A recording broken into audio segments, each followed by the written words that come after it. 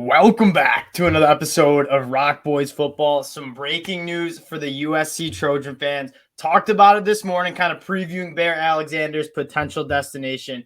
He announces he's committing to USC as a transfer. This is big for a couple of reasons. One, you're getting Bear Alexander with 2 more years of eligibility. So when you talk about guys in the transfer portal, not a lot of those guys have that much eligibility. So Bear Alexander is not only a guy that's going to come in for 1 year and help this team out, but he's going to be there for multiple years, being a cornerstone of that defense in the middle. And you talk about what USC can do in 2023 with a new and improved front seven.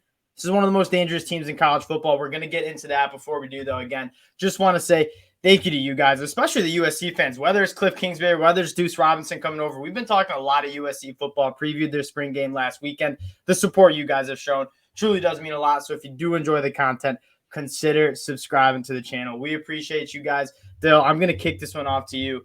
Early takes, Bear Alexander going to USC. Seems like a perfect fit for me.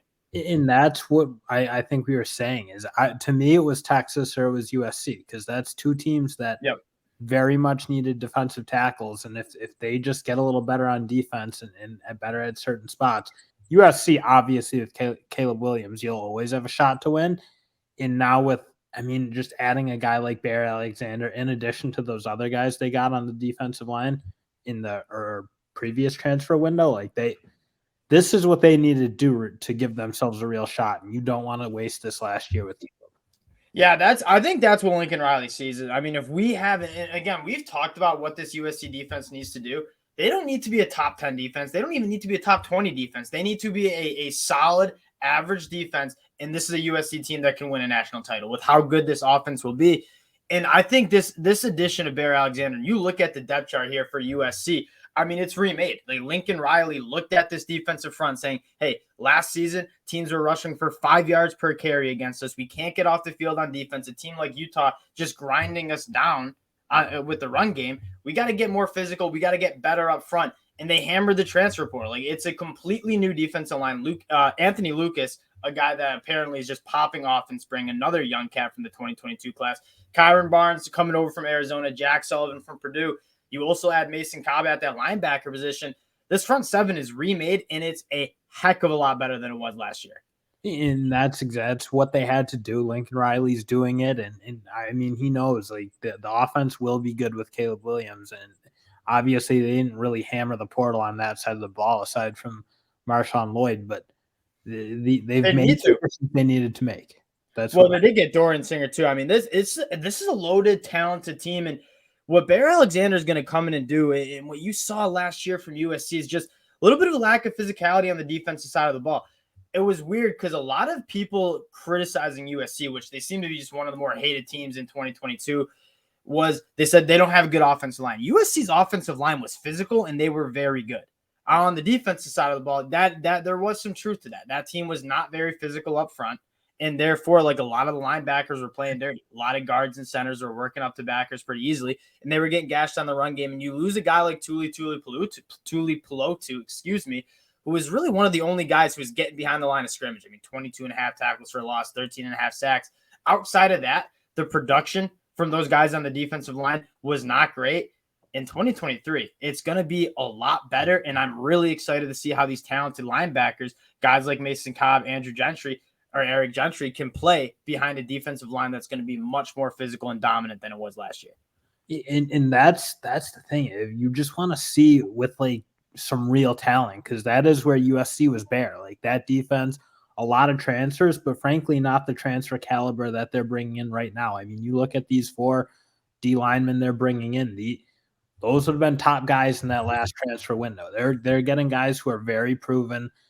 I think we're going to have a better sense of what they can be, because we know a fair amount of these guys. Anthony Lucas, you kind of know Bear Alexander now. Now you have some real proven players who can do a lot of things, and you don't really have as many holes in the defense where you just have no idea what's going to happen, because you did last year. And I think another key point to talk about is the depth on the defensive line. That's something we talk about a lot. When you have guys who are 280, 300 plus pounds playing on the defense line, it's important to have a lot of those guys because they're going to get tired. It's important to have depth that you can rotate in on the defensive line.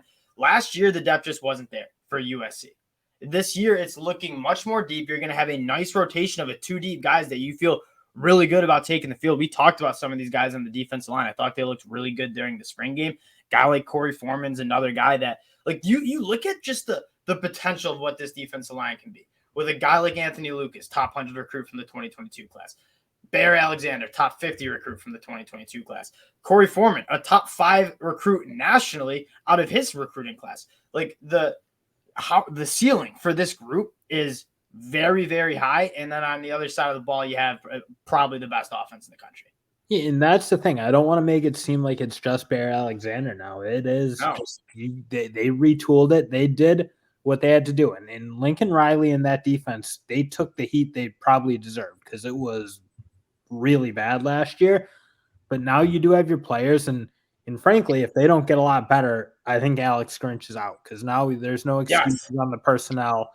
You kind of got the guys, you got horses. Now you got to make it happen. And this is a massive, like, it is weird to say this is a huge year for Lincoln Riley and USC, but this year is going to be massive for this program because this, again, we talked about it. When you have a guy of Caleb Williams' level, you want to win a national title because he's a national title quarterback. He's a national title player. He's the best player in college football for sure. Especially with the talent and the coaching he has around him. Lincoln Riley, one of the best offensive-minded head coaches. Yeah, Cliff Kingsbury in there. And then just the massive group of wide receivers you have in there. Very solid offensive line. You look in the Pac-12 and just kind of previewing what USC is going to look like in 2023.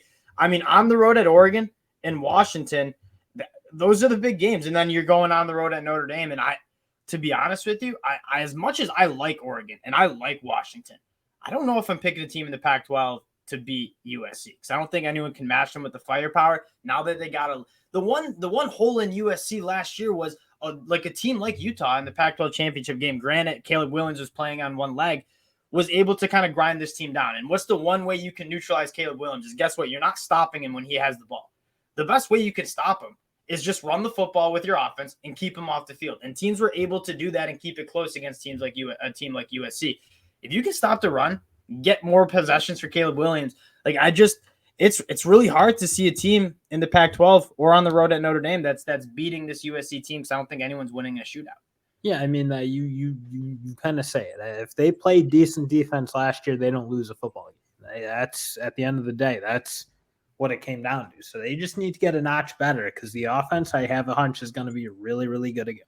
Well, I don't even have a hunch. Of course, they're going to be really, really good. You have Caleb Williams. I think it could be. That's funny because like the USC offense, I think it might. And I don't even know like what the records look like.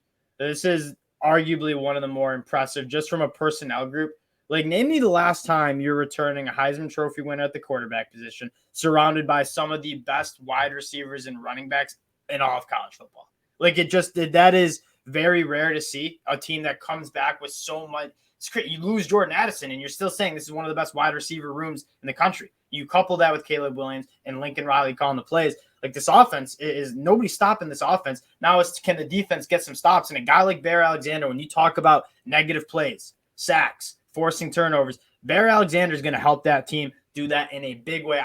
We're going to be talking a lot of USC. They're picking it up on the recruiting trail as well. So it's a very fun team to talk about. One of the most talented teams we see heading into 2023, and the depth is finally there. And again, it is so weird now, like, and just the way college football is, how you can turn a roster over so quickly. And again, you go from USC being a 500 team in a weak Pac-12 where there were no real alpha teams. Now you got a very much national title contender in year 2. It's in 2 years. The expectations are, and they have to be high. Of course, is this a national title or bust for USC right now? It's for sure a Pac-12 championship. I don't want to say it is, but like, given that Caleb Williams is such a generationally good player, and I think so too. You're never going to get another one. You'll have good quarterbacks again, but like he's really a difference maker. I kind of feel. I'll say this. It's a college football playoff appearance or bust, I think. I think every single USC fan listening to this will be disappointed if this team is not in the Final Four. I really do think that with how talented this team is. Again, that'll do it for the fellas. Wanted to hop on, talk about Barrett. We talked about, like, we previewed it. We kind of had a feeling USC had the inside track. They land it. It's official. very big news for the USC fans. So again, appreciate you guys checking this out. If you do enjoy the content, again, consider subscribing to the channel. Have a feeling we'll be talking a lot of USC football in the next couple months, so stay locked in. Appreciate y'all, and we'll talk to you guys later. Peace.